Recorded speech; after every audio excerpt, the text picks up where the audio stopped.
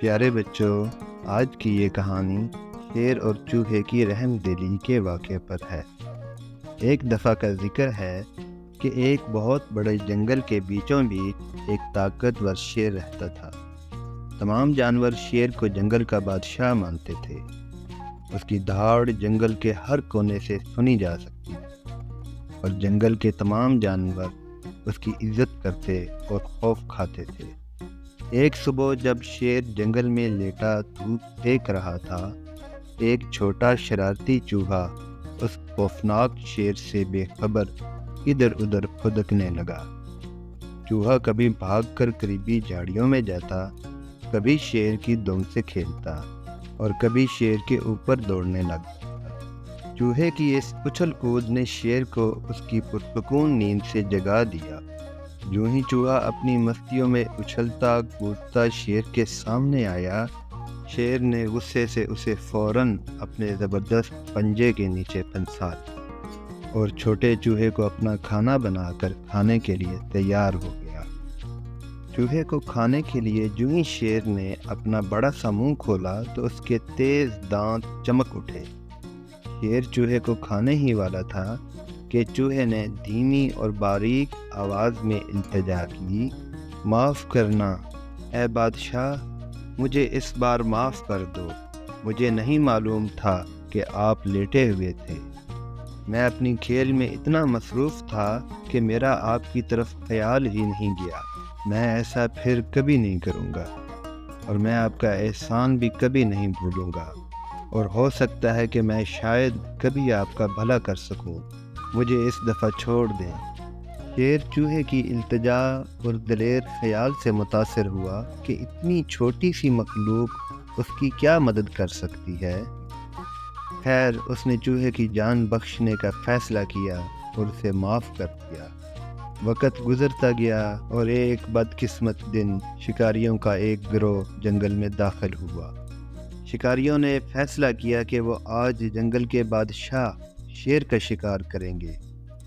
انہوں نے چالاکی سے ایک جال بچھایا اور اس طاقتور شیر کو محفوظ طریقے سے جال میں پھنسا کر ایک درخت سے باندھ دیا۔ شکاریوں کی خوشی کی انتہا نہ رہی، کیونکہ انہوں نے شیر کو چڑیا گھر میں لے جانے کا منصوبہ بنایا ہوا تھا، جہاں وہ لوگوں کے لیے تماشا بنے گا۔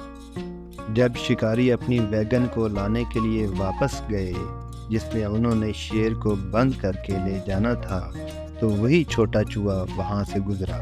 جب اس نے بے بس اور جکڑے ہوئے شیر کو دیکھا تو اس کے دل میں بھی ہمدردی پیدا ہوئی۔